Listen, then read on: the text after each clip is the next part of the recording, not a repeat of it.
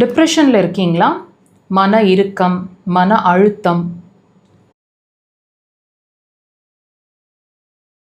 எப்பவுமே டிப்ரெஷனில் இருக்கேன், எப்பவுமே மனம் கலகலப்பாகவே இல்லை, ரொம்ப இறுக்கமாக இருந்துகிட்ருக்கேன், இதுக்கு நிறைய மெடிகேஷன்ஸில் இருக்கிறோம், பல வருஷமாக மெடிசன்ஸில் இருக்கிறோம், இதை என்ன பண்ணி தீர்க்க முடியும்னு தெரிய மாட்டேங்குது, இதிலிருந்து நான் மெடிசன்ஸ்லேருந்து வெளியே நார்மலான பர்சனாக இருக்கணும்னு நினைக்கிறீங்க அப்படின்னா இந்த பதிவை முழுசாக பாருங்கள், உங்களுக்கான கிளாரிட்டி கிடைக்கும்.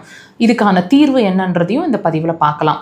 இப்போ இந்த மனம் சம்பந்தமான பிரச்சனைகள்னு வரும்போது இதில் உதாரணத்துக்கு நம்ம இன்றைக்கி டிப்ரெஷனில் பேசிகிட்டு இருக்கிறோம்.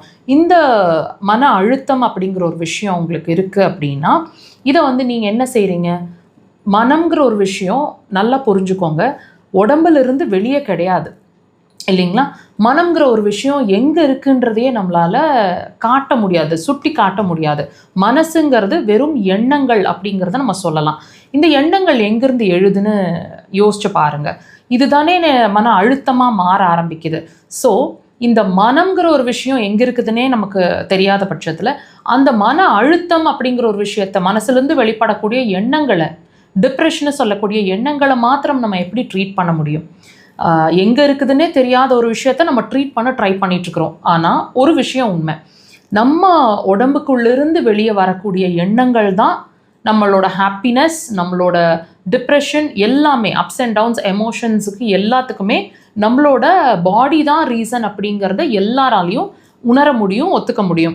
ஸோ இந்த டிப்ரெஷன், அதாவது மனம் சார்ந்த விஷயம் அப்படின்னு பேசும்போது கண்டிப்பாக உடல் சார்ந்த ஆரோக்கியம் அப்படிங்கிற ஒரு விஷயத்தையும் நம்ம கருத்தில் கொள்ளணும். எப்படி? இப்போ இந்த டிப்ரெஷனை பொறுத்த வரைக்கும், டிப்ரெஷனில் நீங்கள் இருக்கீங்க அப்படின்னா நான் சொல்கிற விஷயம் உங்களுக்கு நீங்கள் கண்டிப்பாக இல்லைன்னு சொல்ல முடியாதுங்க. பசின்ற ஒரு விஷயம், அதாவது ஆப்பிடைட் அப்படிங்கிற ஒரு விஷயம் கண்டிப்பாக நீங்கள் பாதிச்சுட்ருப்பீங்க.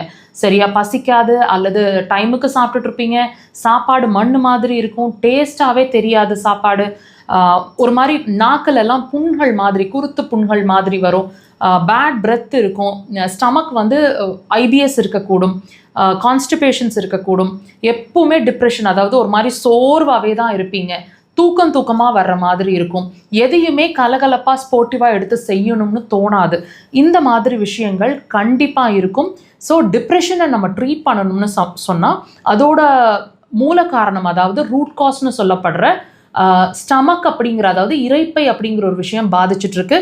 அதோட வெளிப்பாடு தான் எண்ணங்களில் மன இறுக்கம், டிப்ரெஷன். ஸோ ட்ரீட் பண்ணுறது அப்படிங்கிறது ப்ராப்பர் ரூட் காஸை ட்ரீட் பண்ணுங்கள். அக்குபஞ்சர் சிறந்த தீர்வாக இருக்கும். கண்டிப்பாக ட்ரை பண்ணுங்கள்.